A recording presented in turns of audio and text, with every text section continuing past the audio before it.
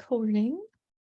All right. Well, welcome everybody. We're so glad you're here today. I'm Megan Marrero. I am a professor at Mercy College in New York, and I am here representing NYSMIA, which is a New York State Marine Education Association, and the USA Blue Schools, which I'm going to talk about, and the National Marine Educators Association. And one of our goals is to get information out to students and teachers and make sure that you get an opportunity to talk to scientists and educators and people who can teach you more about the ocean so that you can build your own ocean literacy. So just real quick, I do want to say special thanks to NOAA and NOAA Office of Exploration because they have funded us for a NOAA DEIA, so Diversity, Equity, Inclusion, and Access grant to allow us to do things like this and bring educators and scientists to classrooms. So thank you to NOAA. And just real quick about USA Blue Schools. So any school is welcome to become a USA Blue Schools. Blue Schools work on bringing the ocean into the curriculum, bringing ideas about ocean literacy, doing action projects, so beach cleanups, and you can see here kids are doing a beach cleanup and some stewardship projects where they're learning about their local environments in these kind of pictures. And any school can become a Blue School. So I'm going to send your teachers some information about that. And basically all you need to do is think about how to do more ocean literacy in your school and plan some action projects that students can lead and students can be in charge of. And then the last little plug I'm going to give for my teachers out there, we are hosting a conference for NYSMIA, the New York State Marine Education Association, on April 29th, which is next Saturday at Mercy College in the Bronx. So my local people would love to see you at the NYSMIA conference next Saturday. So on that note, I am going to switch gears and I'm going to welcome our speaker for today, Catherine Granton. And Kath is an amazing educator and scientist, and she has a ton of great background.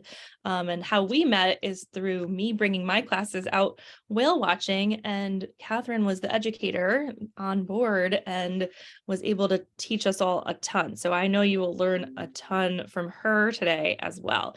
So Catherine, I'm going to turn it over to you, and I'm going to pin you so that everyone, and make sure everybody's seeing you, and then I'll get the slides going as well. So if you want to introduce yourself while I do that. Excellent. Good afternoon, everyone. My name is Catherine Granton, and as Professor Marrero just said, I'm formerly of Gotham Whale.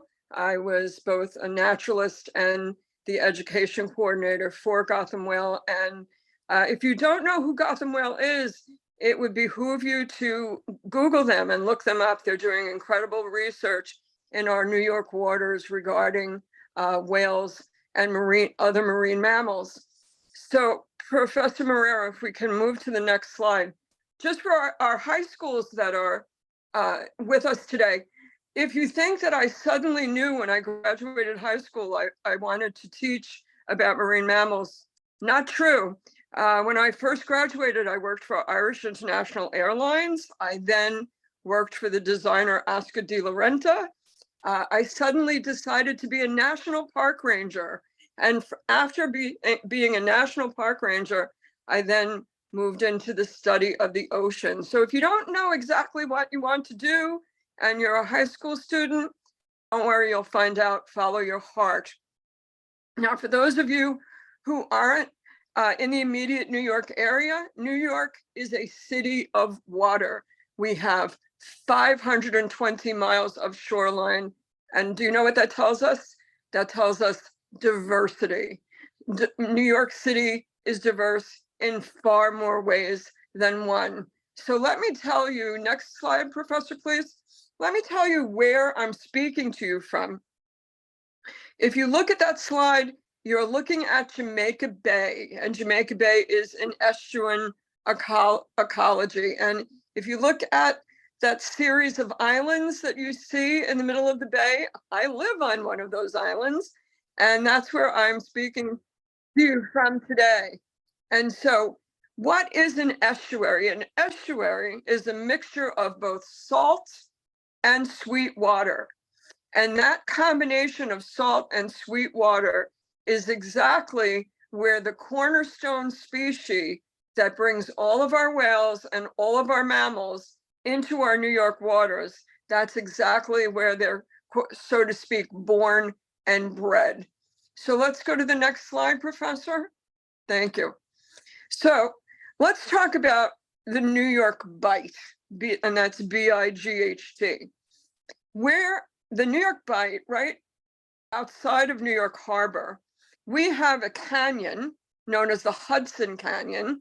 And that Hudson Canyon is, if we stacked, how many of you know about the Empire State Building?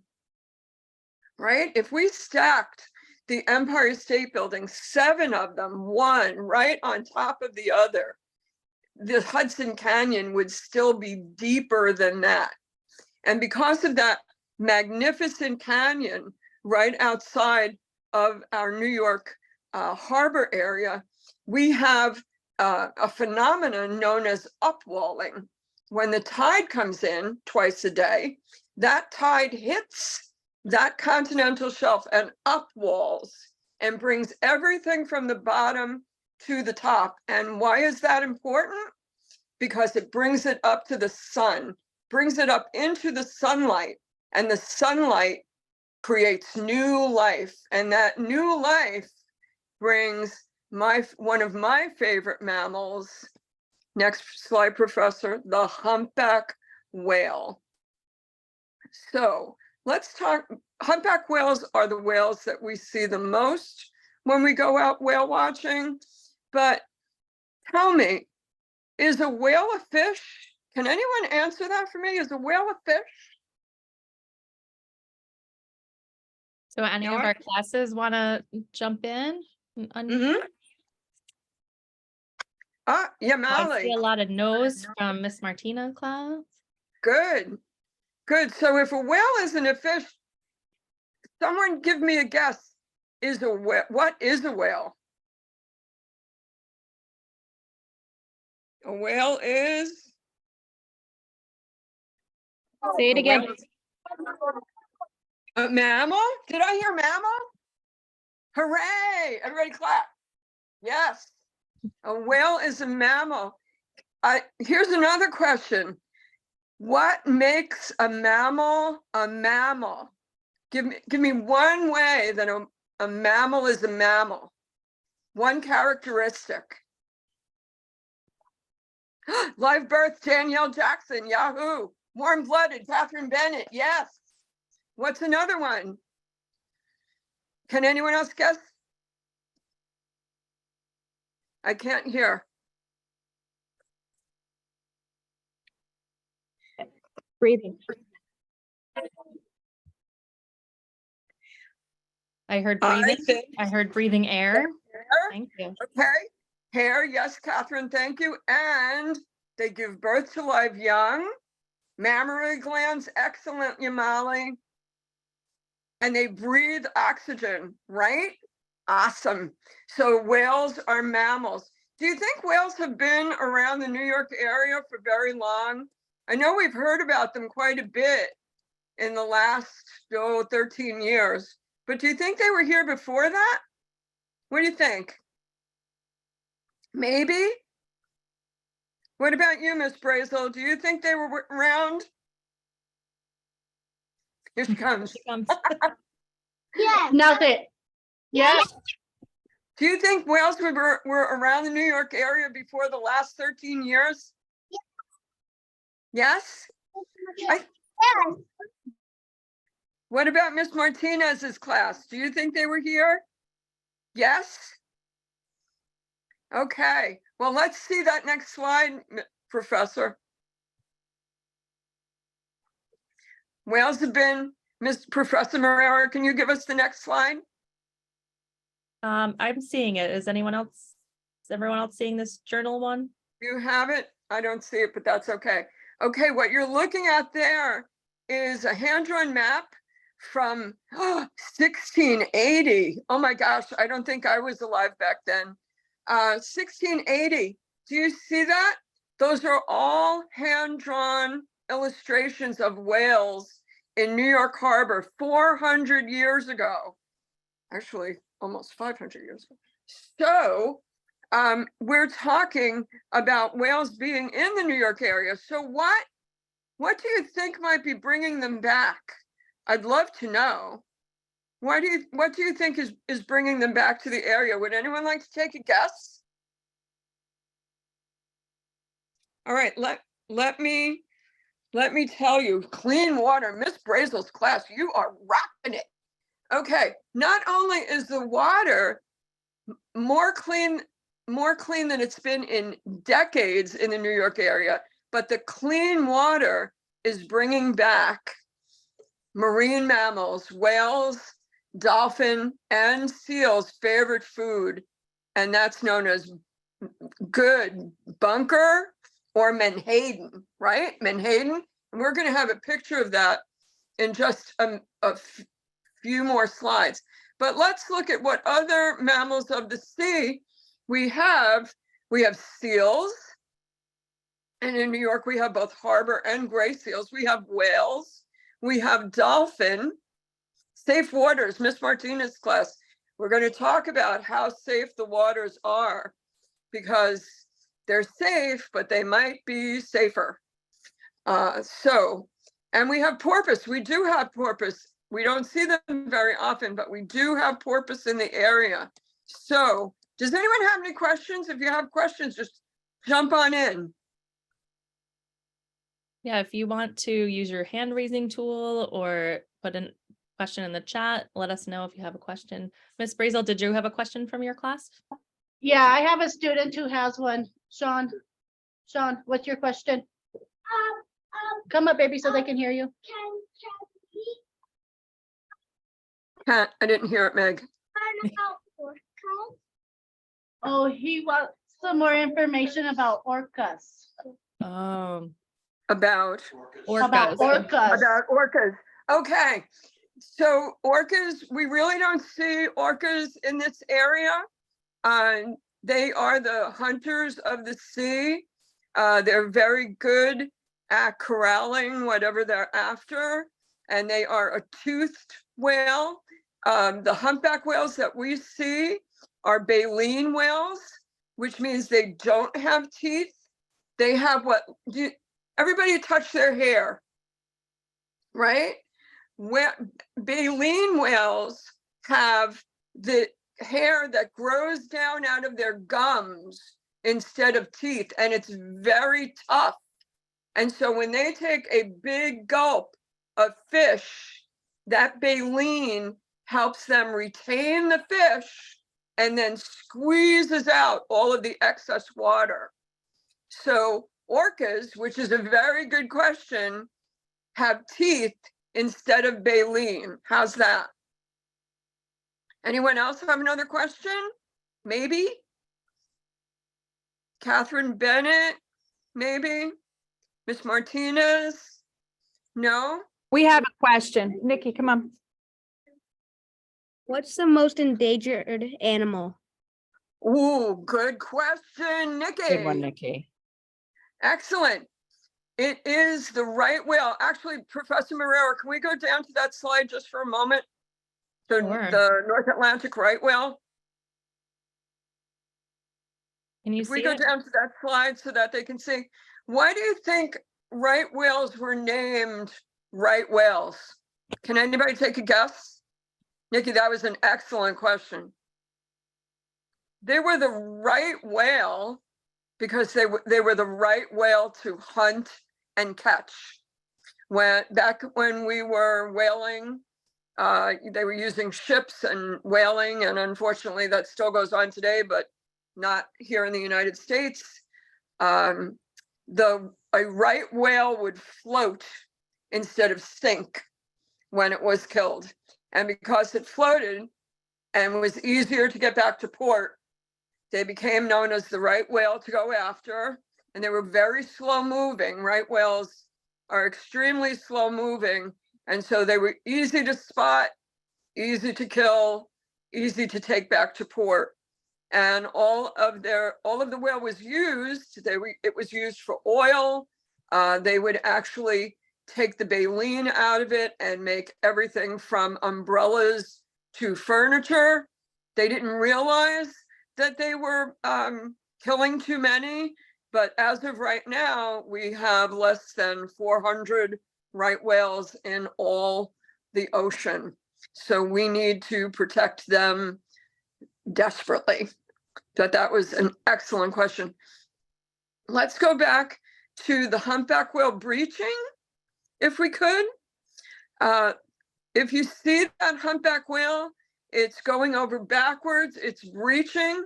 Humpbacks are really the acrobats of the ocean. They have quite a few different behaviors that we see them do. Many of them have to do with feeding. Either they're breaking fish apart that are swimming together, or they're corralling those fish together. And sometimes they're just what we call jumping for joy. Quite often we see juvenile humpbacks breaching. How do humpback whales breach? Is that the question? They heave them. They literally, when you think about a humpback whale and how large it is, and the average humpback comes in around 36 to 39 feet or thereabouts, and they heave 2/3 of their body out of the water. So think of the amount of energy that takes to heave themselves out of the water at that incredible rate. And what did I say? Did I say a question about bubble net feeding? Excellent. Was that in there? We're just beginning to see bubble net feeding in the last several years. I had observed that myself in Stellwagen Bank. Maybe, do we have that slide with Stellwagen in there on the whale pathway, Professor? The whale highway? Yeah, hold If on we go one sec. down. Here we go. Yep. Okay. If we go down to the East Coast Whale Highway, you can see up north in Massachusetts, there's a sanctuary known as Stellwagen Bank. It's a NOAA sanctuary. Cami wants to know, I didn't get that, Professor, it went by too fast. It says, Cami wants to know what the most dangerous whale is. Oh my, dangerous. That's a tough one to answer because I don't think any whales are intentionally dangerous per se. They're simply looking for food. That's what they do most of the time. They're looking for food wherever they are. And you can tell from that map on the migration route, the reason they're traveling on that north to south migration route is because in one area, they're feeding. In the southern area, they're mating and giving birth. And so more times than not, where they are when they're traveling, they're looking for food. They're really not looking to hurt anybody. So dangerous is a tough call. If I wanted to say dangerous to other whales, we'd have to go back to the orca. But let's talk about lunge feeding, because this way we can see the size of the menhaden. It's a wonderful photo by a gentleman named Philip Ng. And you can see that whale is lunge feeding, and all of those small fish that are jumping out of his mouth, right? You can see them jumping out of his mouth. Those are menhaden. We call them bunker here in this area. They're about 1 foot long. They're a silvery fish, and they're very high in fat content. And that's important so that the whales gain weight while they're here in our area, in our New York waters. They're looking to gain weight because when they decide to migrate south, which is right about November, they're not going to be eating too much or at all in the Caribbean. So they're going to want to put on as many pounds as they can while they're in our New York waters.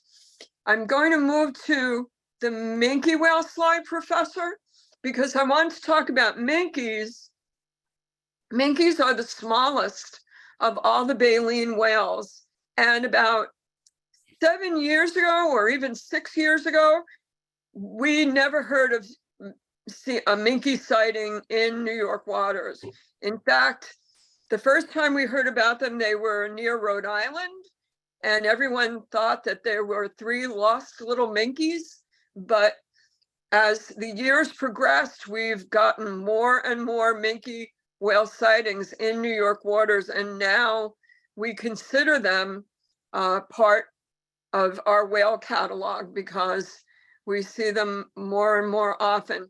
The fin whale, which is the second largest of all whales, is shaped like a torpedo and is and there's a good reason for it because it's extremely fast in the water. And when we see them, you might see them dive twice. And of course, how would I see a whale? Does anyone want to answer that for me? How would I spot a whale? Yes, Miss Martinez is clear.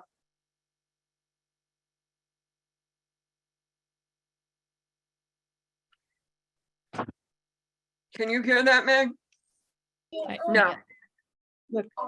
Henry said the tail. Henry, you get a badge. You did marvelous. Yes, Danielle Jackson to everyone. Spout or blow from the hole. Absolutely. Those two. Excellent. I would first see the blow. The blow, right? They need to come up for air. So that blow, I would see the spout. And then when they dive, right? I dive, I see their fluke, I see their tail. And especially in humpback whales, when I take a photo of the underside of their fluke or their tail, each humpback's fluke is as individual as our fingerprints. So take a look at your fingers, right? Each of you have different fingerprints, right? No one has the same fingerprints. No two humpback whales have the same fluke print. So that's excellent. Whoever said their tail, I think that was Henry. Bravo, Henry. Great answer. Okay. So, Catherine, we had a question about what was the biggest whale you've ever seen? Oh my goodness. I have to tell you, it was not in New York waters. That's okay. I was studying whales in Atlantic Canada, and I saw probably one of the largest fin whales I've ever seen. Definitely intimidating. I've never seen a blue whale. A blue whale is the largest of all the whales. And in fact, a blue whale's heart is the size of a Volkswagen Bug. Does everyone know what a Volkswagen Bug is? It's a car. Did you see them on the street? They're kind of shaped like a curve. They're small, but the blue whale's heart is the size of a Volkswagen Bug. That's a pretty big heart. And they are magnificent animals. And if I would love for you all to come whale watching, I can't guarantee you that we'd see a blue whale, but for sure we would see humpback whales. Let's just stop for a second, talk about some other marine mammals in the area. How many of you have ever seen a dolphin? And if you have, where did you see it? Tell me where you've seen dolphin.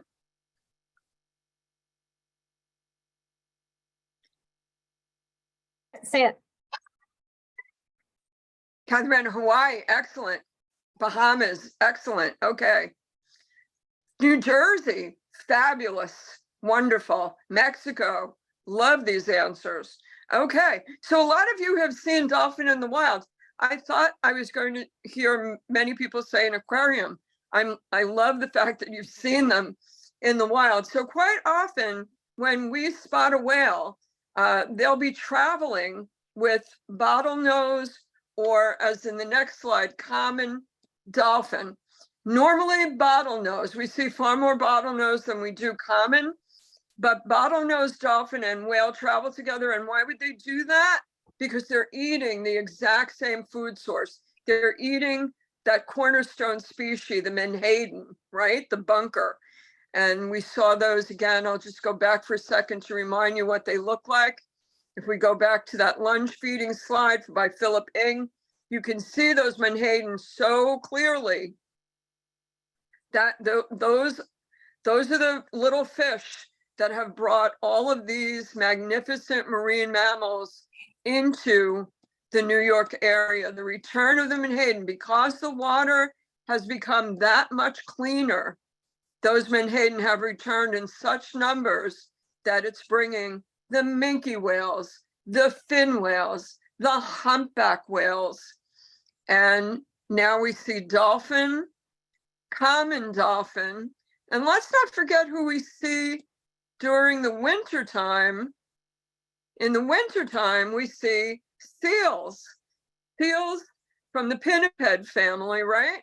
And gray seals being much larger than harbor seals.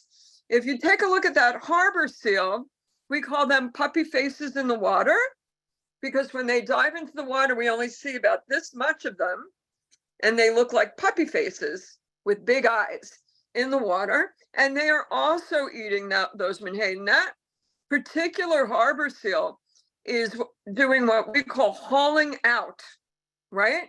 That water during the wintertime in New York is very cold, extremely cold at times, and the seals haul out onto a rocky outcropping, in order to warm their bodies up.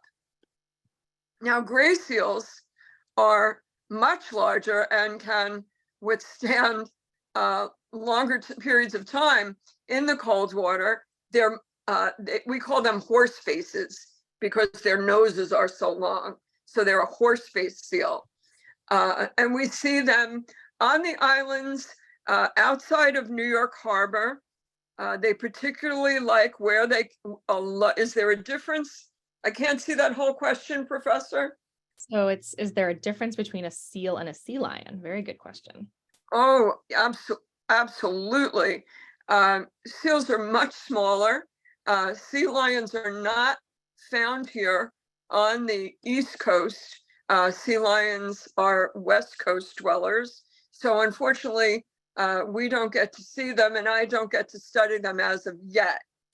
But with everything changing, and we can talk a little bit about climate change. I'm sure you've all heard those two words put together. I'll just quickly, that's all right, Miss Bennett. We're so glad that you were here.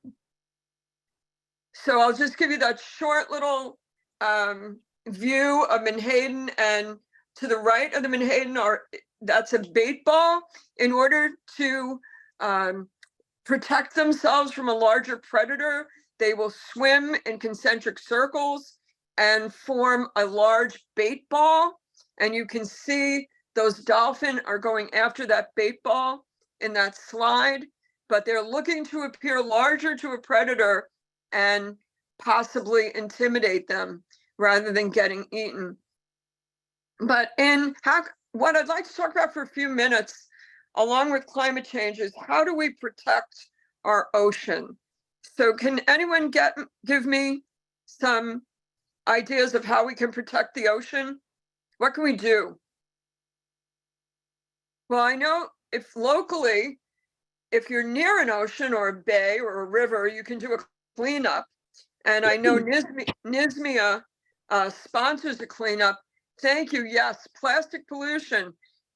Save our seas and stop ocean plastic pollution, right? That seal is asking you to make sure to either dispose of your plastics in recycling or stop using plastic as much as you can. Let's switch to glass instead. Yes, Ms. Brazos, that's right. Ask people to help clean the ocean. There are several companies right now.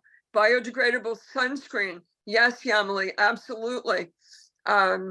What we can do is where we put our money, right? If we go to the store, we want to be responsible in our purchases. So we should be buying what we need in glass or any other container that's more easily recyclable or reusable as opposed to plastic. Because if we stop buying plastic, they'll stop producing plastic, and there'll be less of it to recycle or to be any kind of potential problem for the whales. How can you clean up an oil spill?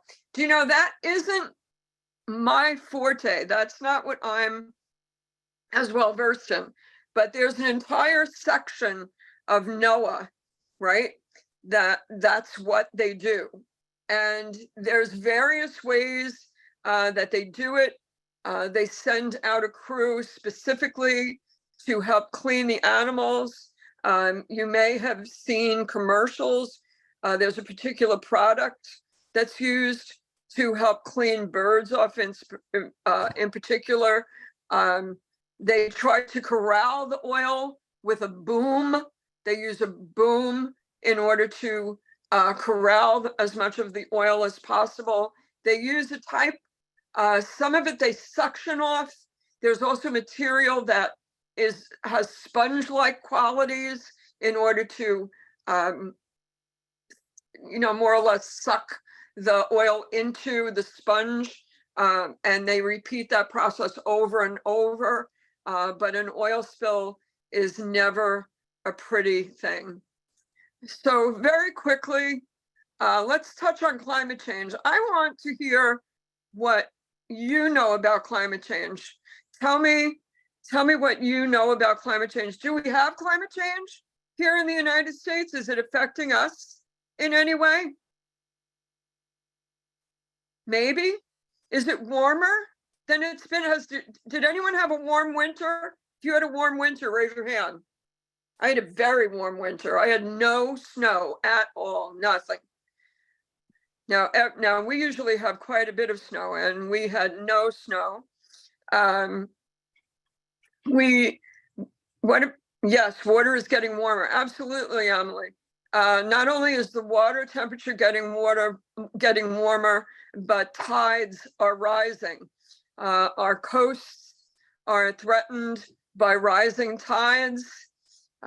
People who live close to the ocean, and that's me, we need to consider the fact that the tides are continuing to rise, and how is that going to affect our living?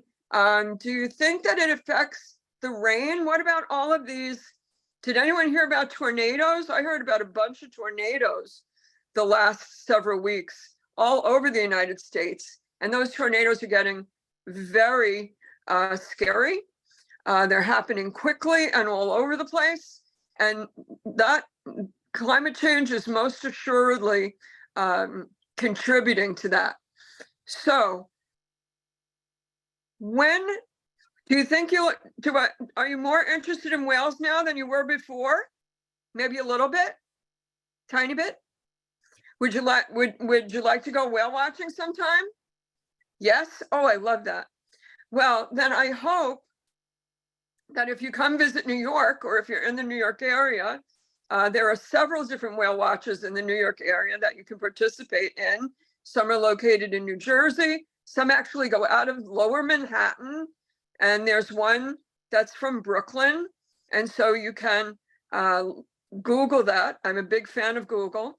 You can go Google that and find out where those are located. And when you see the whales, what do we make sure, right? That no garbage goes over the side of the boat, that we take only memories with us, right? We take photos, but we don't take anything away from the whales. And do we have any more questions? Was there something that I didn't cover that you would like to know about whales? What is the strongest whale? That's a good one. Well, let's see. Strongest is an interesting description, but if you're asking my opinion, I would say the humpback whale, because they're the most active and because they display such a diversity in feeding behavior, from breaching, lunge feeding, bubble net feeding, spy hopping, where they just come straight up out of the water and come back down. They're using a tremendous amount of energy.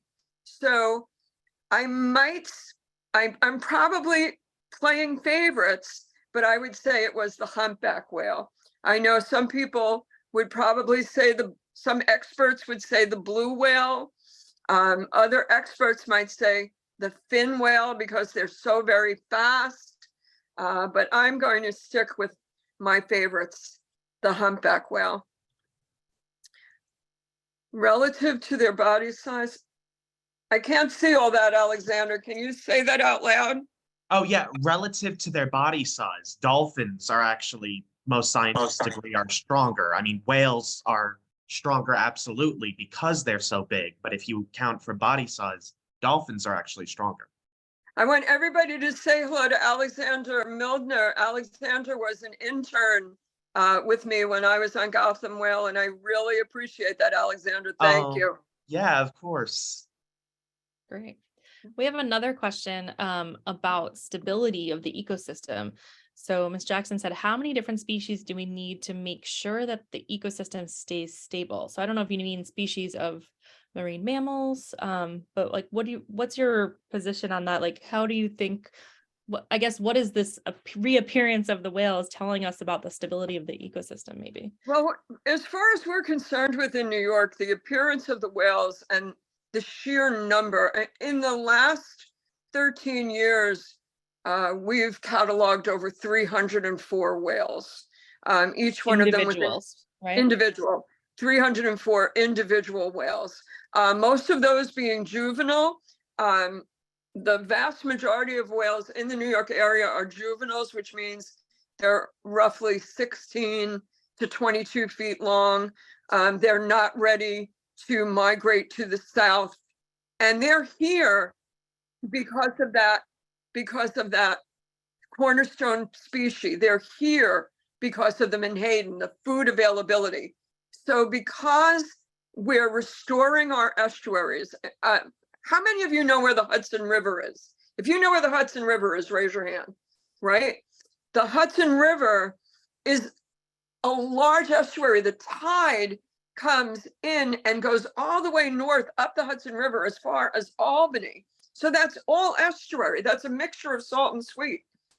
Some areas far cleaner than others, but because the water is so much cleaner than it has been in the last 60 years, those menhaden are having an opportunity to replenish. And because of the availability of the menhaden, we see these magnificent creatures now returning in larger numbers. Does that answer that question? I think so. And another question was, do whales go back to the same place instinctually to breed? Ooh, I love that question. Okay. It's interesting that you say that. Most of the whales that we are aware of in this area return to the waters off the Dominican Republic.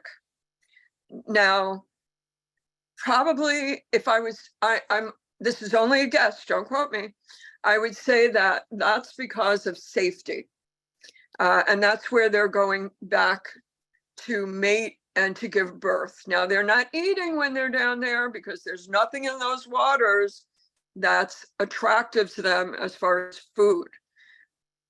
They return to our waters, and quite frequently we have heard from other whale researchers farther north in places like Nova Scotia, in places like the Gulf of Maine, in places like Stellwagen Bank, off Cape Cod.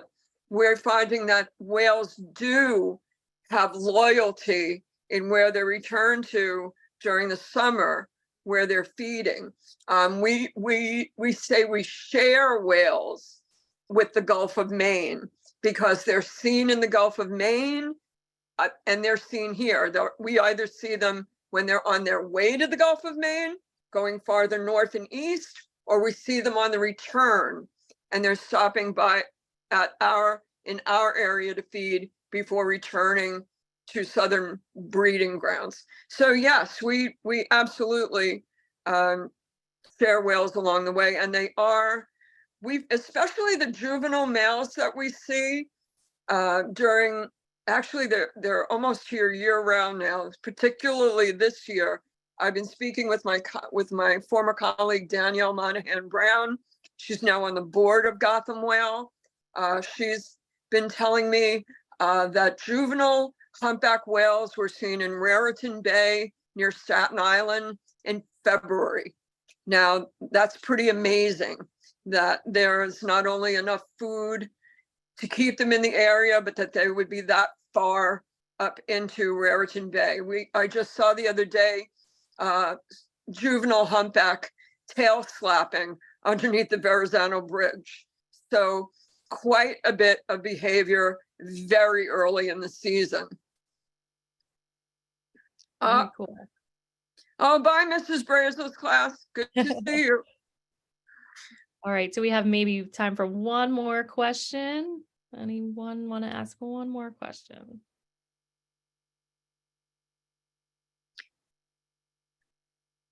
Well, I'm really happy to have met all of you today. Thank you for being so patient and kind and interested. I really appreciate that you want to learn about whales. I hope that you get to see them in real life. Make sure, I'm going to suggest teachers, please contact NOAA. NOAA Fisheries puts this out. It's hard to see, I know, but it's free and it's from NOAA Fisheries, all about Atlantic whales, different species. And also they may still have, again, NOAA, write to them. It's the NOAA Guide to Marine Mammals in the Northwest Atlantic Ocean. This particular guide has been around for over 10 years, but I know there's a few still available. Okay. And it's a wonderful resource in terms of showing all of the different species, as well as, it's not very focused, all the different species, as well as talking about behavior. On the back, it talks about fluking, tail slapping, tail lobbing, pectoral fin slapping. Humpback whales, pectoral fin is the size of a small school bus. Who rides a school bus? Okay, there you go. So a pectoral fin on a humpback whale is the size of your small school bus. Pretty cool. Okay, did everybody enjoy this? I'm so glad. All right, well, then I look forward to maybe meeting you one day. Come out on a whale watch, and I'm so happy that we got to share this time together. Thank you, Audrey. Thank you everyone for coming and for your amazing questions. We had really great questions today. Thank you, Yeah. Catherine, for Excellent. fielding those on the fly. You did a great job and we appreciate everyone. So awesome work today. And I'm going to learn more about sea lions. I need to learn much more about sea lions.